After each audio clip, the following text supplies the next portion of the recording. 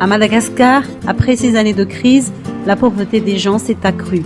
La majorité des familles malgaches vivent sous le seuil de la pauvreté et ce sont surtout les enfants qui en souffrent.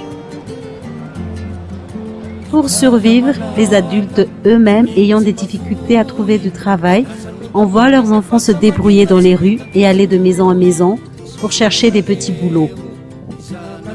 Ces derniers se retrouvent donc dans l'obligation d'aller chercher de l'eau ou de jeter les ordures pour quelques arriérés avant ou après l'école. Toujours pour aider leurs parents à trouver de quoi manger, beaucoup d'enfants ont dû renoncer à aller à l'école et d'autres ont été contraints d'abandonner l'école très tôt, se contentant tout simplement d'apprendre quelques mots et quelques chiffres. Ici, en Bouimanar, un village situé à 5 km du centre-ville, Antananarive, la capitale de la grande île, plusieurs familles sont concernées par une très grande pauvreté. Beaucoup de foyers sont sans ressources et se retrouvent dans le chômage. La plupart des pères de famille attendent dans les rues pour faire des petits travaux de batelage pour gagner 1500 ariary, équivalent de 50 centimes d'euros. Et encore, il faudrait se partager le peu de travail qu'on trouve, car ils sont au moins une vingtaine en attendant le même travail dans le même endroit. Les mères de famille, elles aussi, sont armées d'une très grande motivation et ne choisissent plus quel genre de métier faire du moment que ça rapporte un peu. Et voilà qu'elles se mettent à transporter des sacs de charbon, des briques ou d'autres objets nécessitant beaucoup de force. Et les unes font la lessive ou le repassage et les autres étalent quelques marchandises à vendre.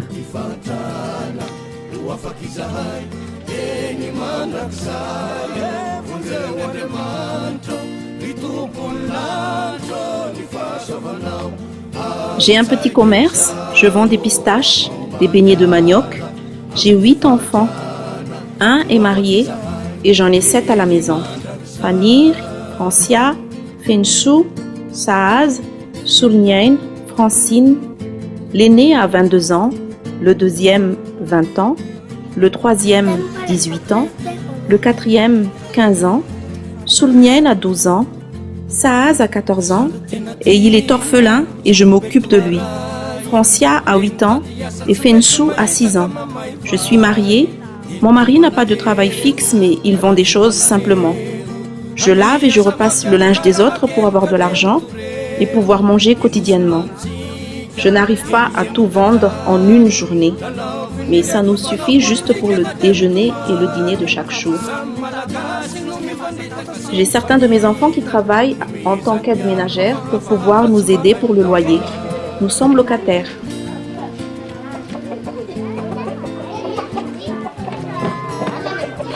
Cette jeune maman s'appelle Irène, mère célibataire. Elle habite cette petite maison avec ses 2 enfants.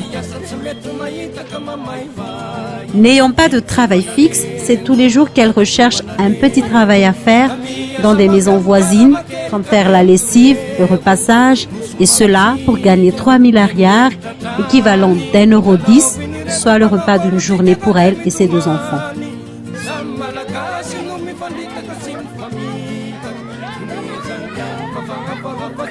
Pour Nain, son souci, nous confie-t-elle, c'est le fait de s'occuper seule de ses 4 enfants, dont une ayant un problème mental, car le père l'a abandonnée il y a déjà quelques années. La pauvre dame maigrit de jour en jour et est souvent obligée de ne rien manger pour que tous ses enfants n'en manquent pas.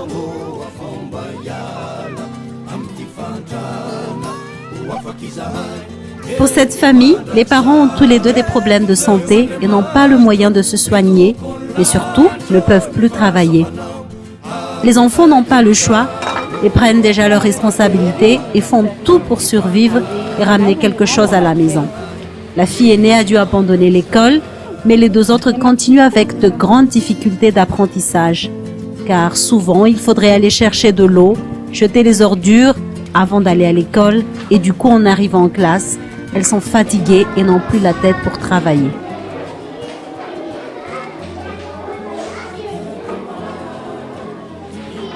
À Madagascar, les écoles publiques accueillent surtout les enfants de couches défavorisées. Ici, l'enseignement est gratuit, mais les frais restent quand même inaccessibles pour beaucoup de familles. L'effectif des enfants par classe est de 70 en moyenne et il n'est pas étonnant que chaque enfant ne peut être suivi de près. L'enseignant fait de son mieux avec les moyens existants et il fallait être habile pour apprendre dans des conditions pareilles. Hélas, ce n'est pas le cas de plusieurs enfants, entre autres Nancia, qui a beaucoup de difficultés en classe. Entre les tâches ménagères, les petits boulots et les devoirs à faire, les leçons à apprendre, la petite fille se sent quelquefois perdue et n'a plus toute sa tête pour travailler à l'école.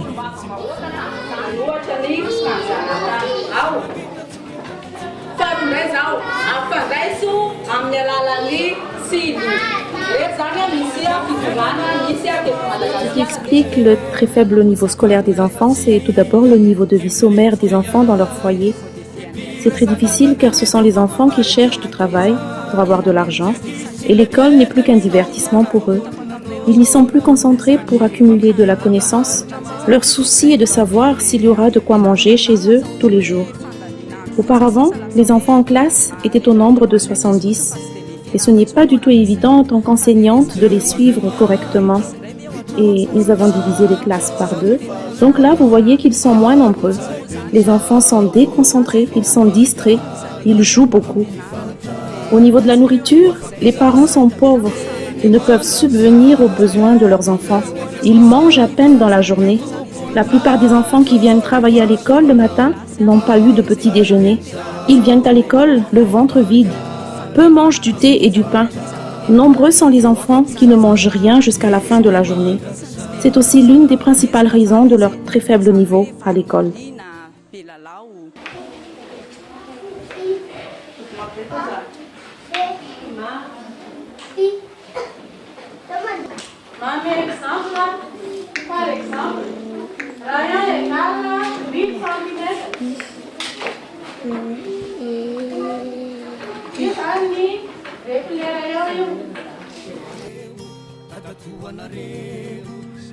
Pour certains enfants, il est même dur de trouver du temps pour jouer. Déjà, cette pauvreté les rend ingénieux car ils fabriquent eux-mêmes leurs jouets. Un ballon fait avec du carton, une voiture faite avec des bouts de bois, de la ficelle, du fil de fer. Mais encore faut-il trouver du temps pour pouvoir les jouer car il faudrait d'abord s'occuper de la maison ou des frères et sœurs, faire la cuisine pour tout le monde et trouver un peu de temps pour pouvoir enfin jouer avant d'aller à l'école. Pour Naël, sa maman part tous les matins très tôt travailler et son père également. C'est donc elle le responsable de sa petite sœur.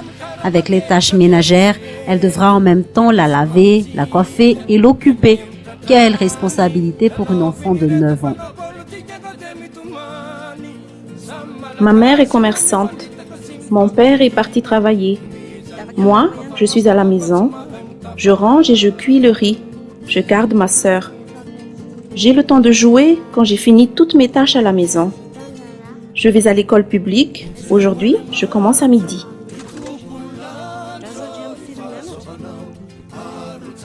Pour Eva, ayant un père démissionnaire, elle n'a plus que sa maman.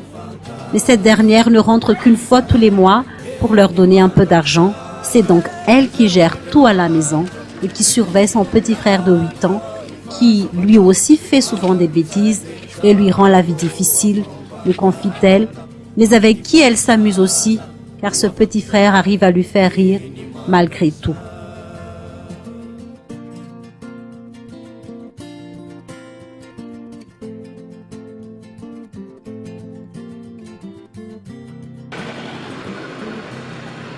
Devant ce spectacle écœurant où l'État malgache fait silence et chacun essaie de fermer les yeux pour ne pas voir les souffrances de ses enfants, le Seigneur, dans sa miséricorde et sa grâce immense, a parlé clairement dans un songe en disant de s'intéresser aux pauvres et aux indigents, de nourrir les orphelins. Une vision confirmée dans la parole qui dit dans Ésaïe 58 « Partage ton pain avec celui qui a faim et fais entrer dans ta maison les malheureux sans asile. Si tu vois un homme nu, couvre-le et ne te détourne pas de ton semblable. » Et depuis ce jour, le Seigneur lui-même a pourvu pour qu'on puisse donner un repas à ses enfants tous les jours. Chaque midi donc, après ou avant d'aller à l'école, selon le programme des enfants, Ils viennent prendre le repas ici à la Maison de la Grâce. Ici, on leur donne des nourritures, mais on les apprend également les règles d'hygiène et tout ce qu'ils n'ont pas pu apprendre chez eux.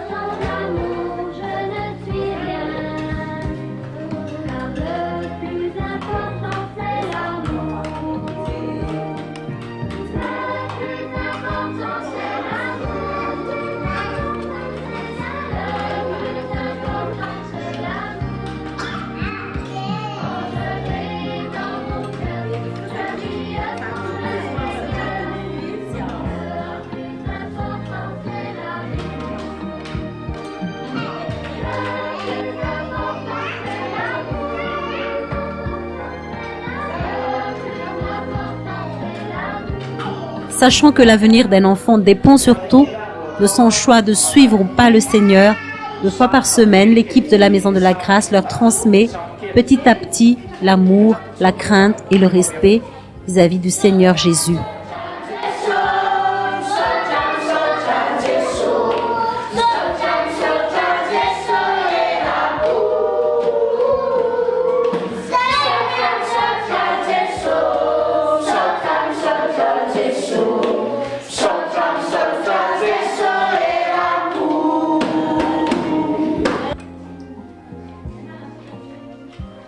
Avec l'équipe, il y a la sœur Wang qui s'occupe du nettoyage et la cuisine pour les enfants.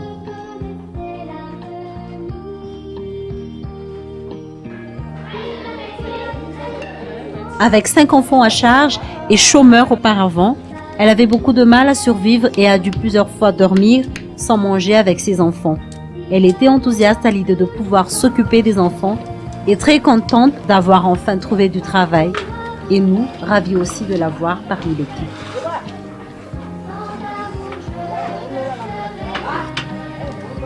Je suis mariée, j'ai 5 enfants, l'aîné a 12 ans, travaille à l'école publique en T5. Le deuxième a 9 ans, en T3, à l'école publique.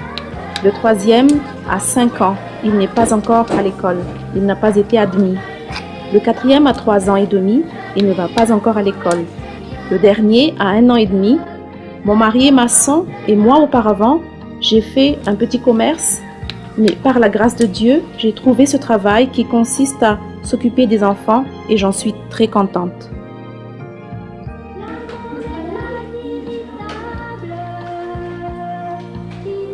Depuis 1 an et 1 mois maintenant, la Maison de Grâce fonctionne bien par la grâce de Dieu. Le Seigneur connaît les besoins de chacun et il pourvoit en son temps et à travers plusieurs moyens. Notre objectif, c'est de les nourrir, certes, les éduquer, mais surtout les conduire sur la bonne voie, qui n'est autre que Jésus-Christ, sans qui tout est absurde.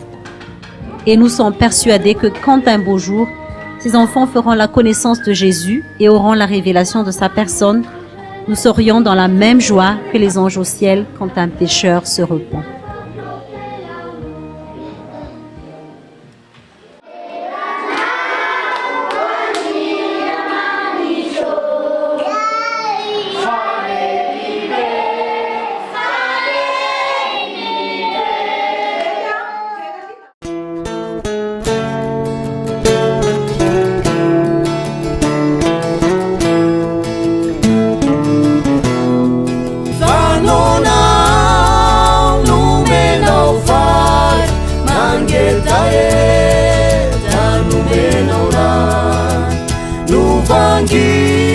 tany apikatan tsy nitafy aho nomenao lawa